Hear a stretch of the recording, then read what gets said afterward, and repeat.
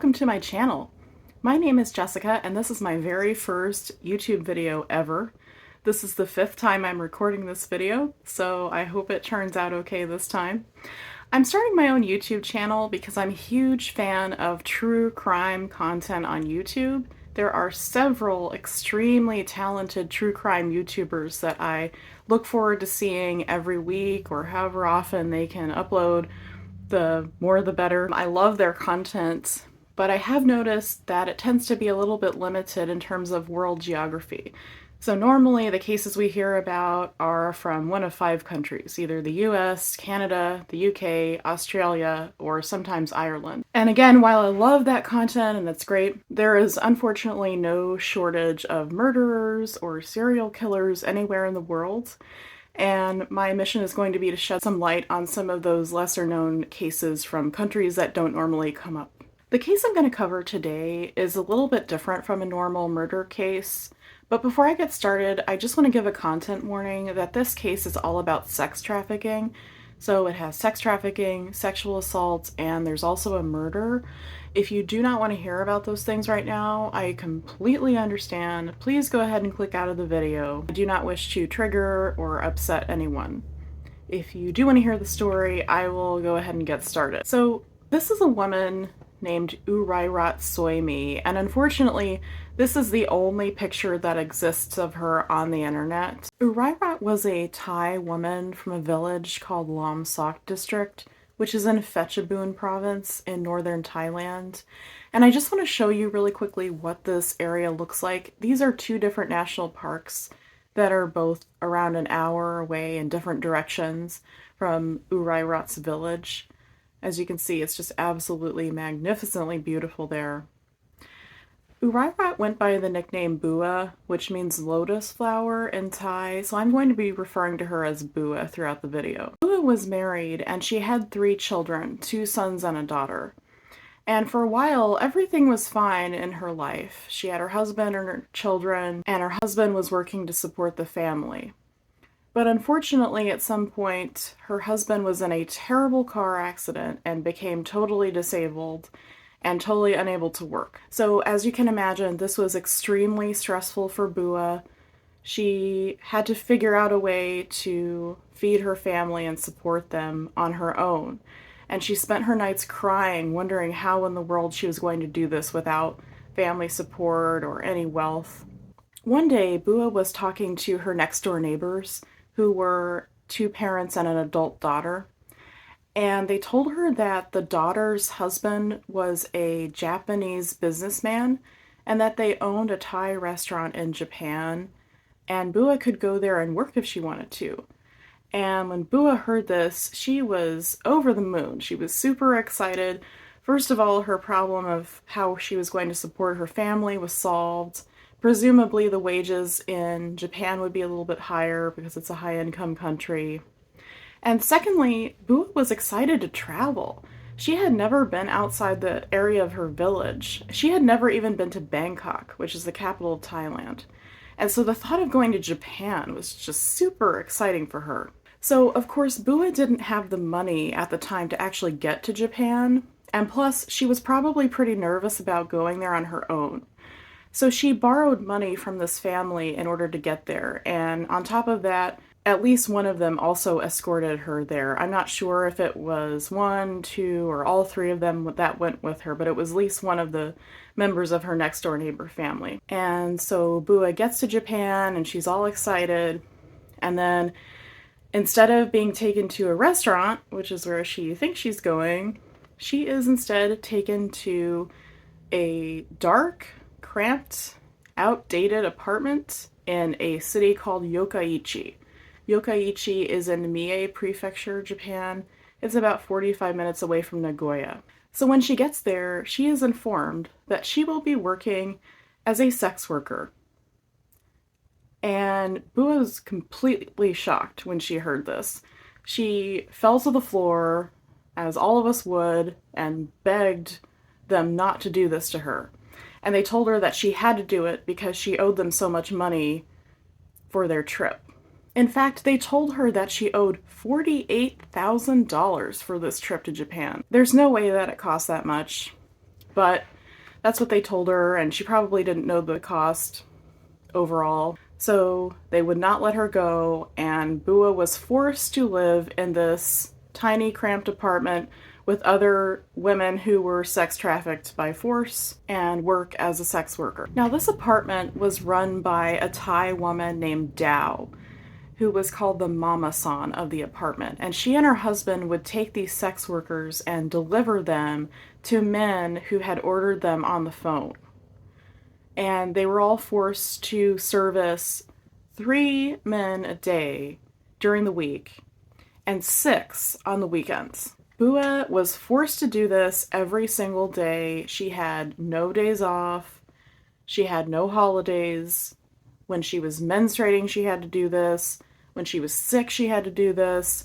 And also, at one point, she caught a terribly painful STD, and she still had to work for Dao and her husband, which is just terrible. I cannot imagine what that was like for her. Another thing was that Bua had no privacy at all.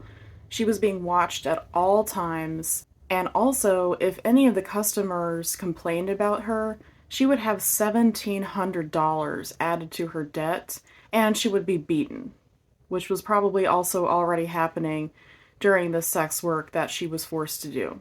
It turns out that Japan is actually a huge sex trafficking hub, and I don't mean to single out Japan because this is happening all over the world, but it's estimated that as of 2010, which was the last time I could find a big government report about sex trafficking, human trafficking in Japan, there are estimated to be at least 37,000 people living in slavery conditions. It turns out that all of this was connected to the Yakuza. The Yakuza are a huge criminal syndicate in Japan, and they are very enmeshed in Japanese society. So Dao and her husband were actually working for the Yakuza. And just as a little bit of background information, the Yakuza actually got into the sex trade in Japan during World War II because the government was looking for comfort women for their soldiers. Comfort women, aka sex slaves, for their soldiers. And the Yakuza started figuring out how to do this at that time. And since then, they've just stayed in this terrible business. I read that in the Asia Pacific region, it's a $150 billion annually industry. After 5 months of this torture, Bua had actually paid off her debt twice over. So she thought that they were going to let her go home finally. But Dao told her that she was not going to be going home. She was being sold to a different group who was going to traffic her out. And if she didn't obey them and do what they said and comply, she would be thrown into the sea. So at this point, Bua realizes that if she wants to get out of this, she's going to have to do this on her own. They're not going to let her go. So she starts talking to one of the other sex trafficked women in the apartment, whose name is Prani. And it turns out that one of them, I'm not sure which one, had a friend, a Thai man named Boon. So there's Bua and Boon and Prani. I'm not sure if Boon was Prani's friend or Bua's friend somehow, but they formulated this plan that Boon was going to come to the apartment and distract Dao, and then Prani and Bua were going to run. And that's exactly what happened. Boon came, he distracted Dao long enough for Bua and Prani to run, and they got out of there and went into town, finally free of this horrible abuse. Later on, they met up with Boon, and Boon told them that he ended up killing Dao because Dao had threatened to tell the Yakuza that he had come and done this, and the Yakuza were going to come kill him. So he had killed Dao somehow, the mama-san of the apartment.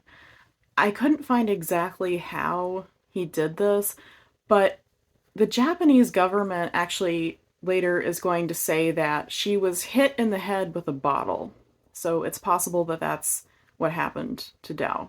So now the problem for Bua and Prani is that they have no way home. They don't want to be in Japan, they want to go home, but they don't have any money to buy a ticket home.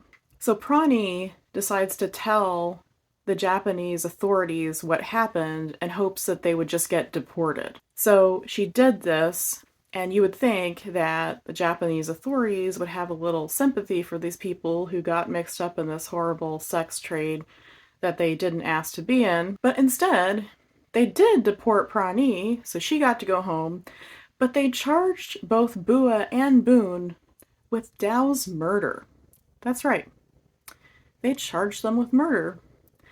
They tried to say that Bua herself had killed Dao by hitting her in the head with a bottle.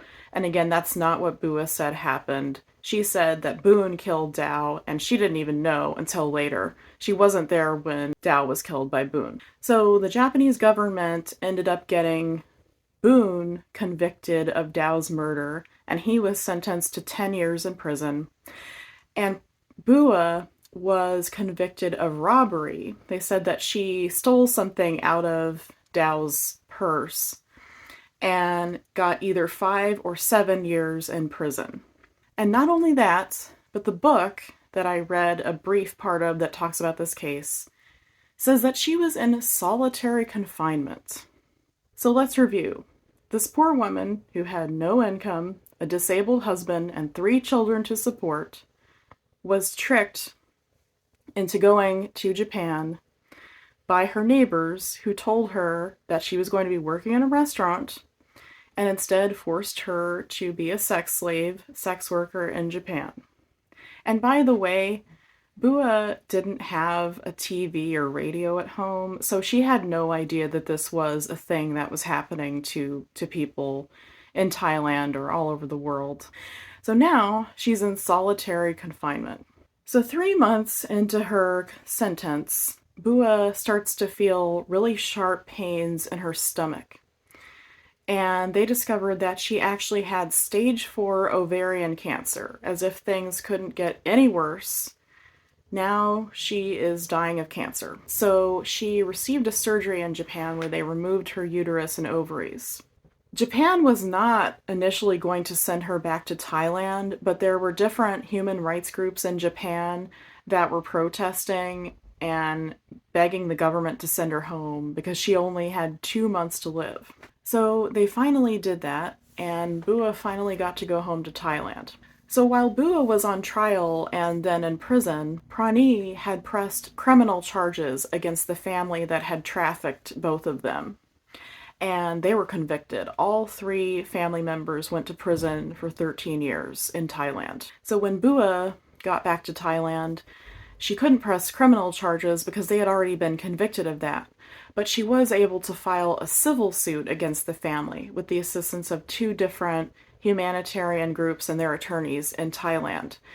And they won. They won the civil suit. They actually won $112,000 from this family for what they had done to Bua. Around the same time, Bua was given an award by a ministry in Thailand for her courage for International Women's Day, which I believe is on March 8th. Sadly, just 2 months later, on May 31st, 2006, Bua died of ovarian cancer. And I am not sure what happened to her family, but it's just such a tragic case. I just cannot imagine what she went through, what any of those women went through.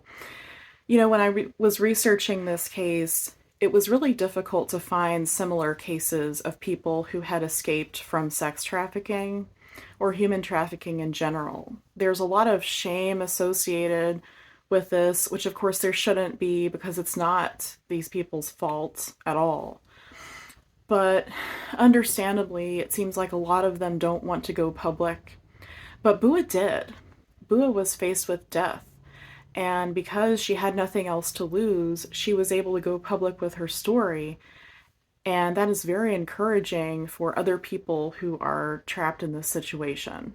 Not only was she open about what happened to her, which hopefully will mean that more people who are victims of this will be willing to go public and maybe hold their abusers accountable the way that she did. But also, Bua's story informs us about how these sex trafficking operations work and how it can actually happen to a regular person living in any given country who's maybe not so well off. I just thought that Bua's story was really amazing and it deserved to be retold. But that's all I have for you today. Thank you so much for watching, and I will see you next time.